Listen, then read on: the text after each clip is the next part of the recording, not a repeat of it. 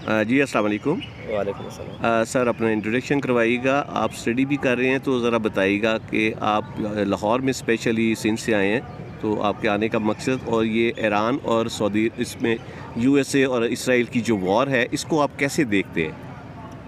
سر وعلیکم السلام، میرا نام رحمت اللہ ہے اور میں لاڑکانہ سے بلانگ کرتا ہوں، سندھ سے۔ میں نے گریجویشن کی ہے بی ایس فزکس شاہ یونیورسٹی سے۔ ابھی سیاست کے سلسلے میں ادھر آئے ہیں لاہور میں۔ بیسیکلی یہ جو یو ایس اینڈ اسرائیل وار آن ایران ہے، اس کو جو اینالسٹ اور جو آئی آر کے اسکول آف تھاٹس کے حساب سے ہم دیکھیں اور پولیٹیکل سائنس کے حوالے سے دیکھیں کہ یہ یو ایس اینڈ اسرائیل وار آن ایران جو یہ اس کو ہم کہتے ہیں ایسیمیٹرک وار، ٹھیک ہے سر۔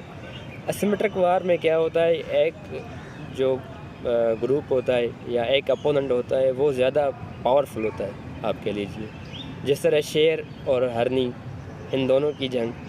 تو ایران کو آپ دیکھ لیجیے، ایک اکنامکلی ویک کنٹری ہے، نہ اس کی ملٹری کیپیبلٹی یو ایس کے کمپیئر میں زیادہ ہے، نہ اس کے پاس ایئر فورس ہے اور نہ اتنی پاورفل نیوی۔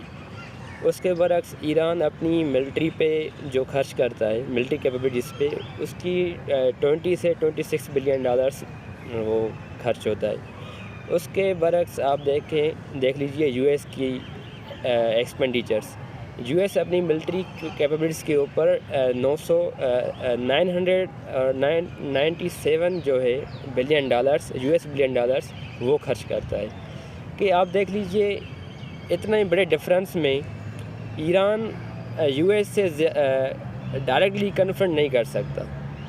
تو یہ ایسیمیٹرک وار جو ہے، اس میں کیا ہوتا ہے، جو سپر پاور ہوتا ہے نا، بہت بڑا بگ پاور، وہ کیا چاہتا ہے کہ ہم اپنا جو مقصد ہے کسی کنٹری پر جب وہ انویٹ کرتے ہیں تو اب وہ کیا چاہتے ہیں کہ جلدی ہم اپنا مقصد پورا کریں، اس کا رجیم چینج کا ہو یا کسی ملٹری پر کنٹرول کا ہو، لینڈ پہ کنٹرول کا ہو یا پیٹرول ریئر ارتھس منرلس پہ کنٹرول کا ہو۔ وہ چاہتے ہیں کہ ہم جلد سے جلد اپنا کنٹرول وہاں پر جما لیں۔